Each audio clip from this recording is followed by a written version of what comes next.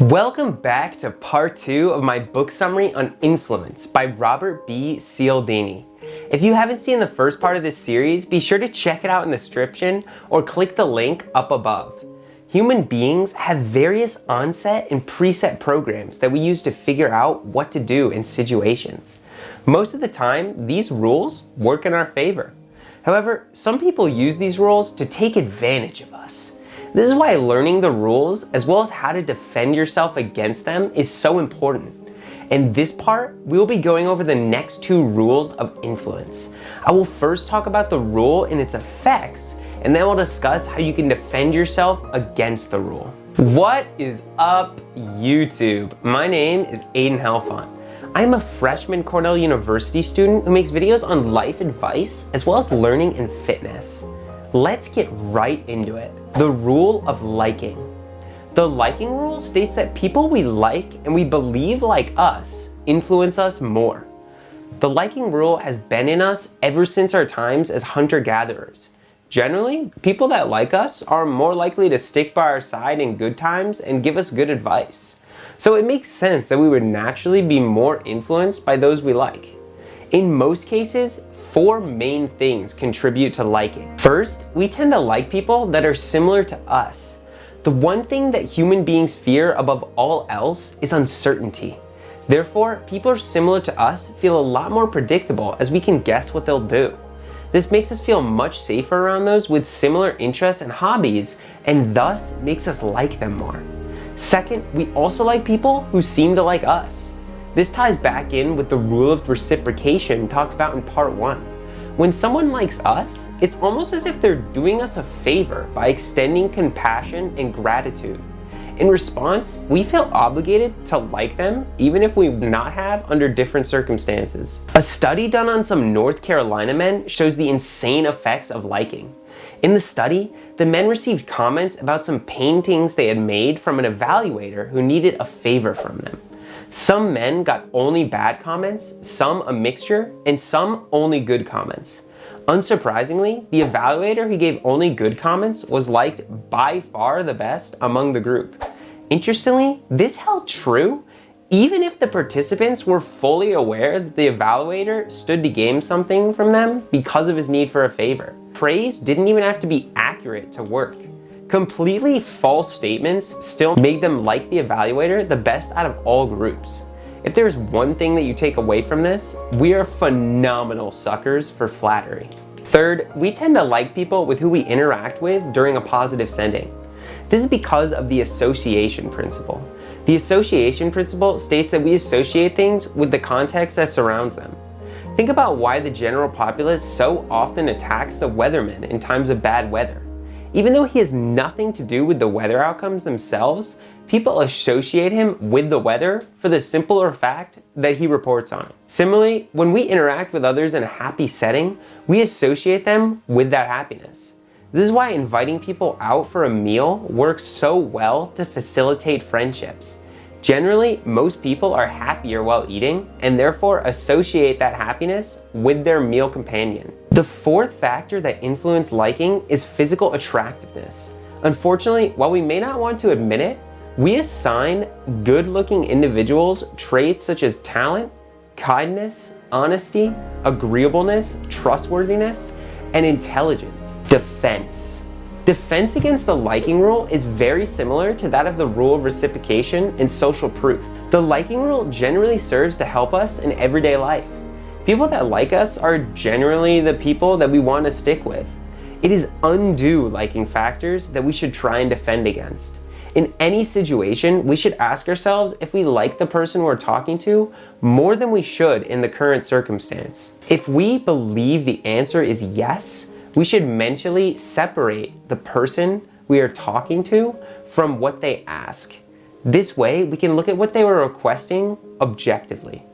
The rule of authority. The authority rule states that we're more influenced by those we believe to be in a position of authority. Most of the time, the rule of authority works in our favor. People known as knowledgeable/authoritative in something are the best people to look for advice. If we wanted to learn how to play tennis effectively, it stands to reason the coach who played in college would probably have more to teach than the coach that stopped after high school. Sometimes, however, the rule of authority can be used entirely against us. For example, some people fake authority by taking advantage of symbols rather than true authority. 3 common symbols of authority are titles, clothing, and trappings. A team of security system hackers used these symbols of authority in more than 963 cases to come away with items such as protected internal documents, loan applications, and customer databases. In addition, they did this with an astounding success rate of 96%. How the heck did they get away with it? Simple. They didn't use advanced digital technology or technology at all. Before walking into banks, they equipped themselves with countermeasures of fire inspectors, government safety monitors, and pest exterminators. They were admitted to the facilities without appointments, escorted to restricted access sectors, and left to do their work. Of course, it wasn't the type of work that employees were expecting. Symbols of authority are incredibly powerful. In addition, the rule of authority is the cause of many heinous acts. One of the most well-known psychological researchers on this topic was Milgram. Milgram proposed that people existed in 2 states, the autonomic state and the agentic state. In the autonomic state, people behave autonomously and generally take responsibility for their own actions. In the agentic state, however, people direct their actions through others in the guise that the person directing is responsible for those actions. The agentic state is where a lot of problems arise. Think back to World War II, for instance.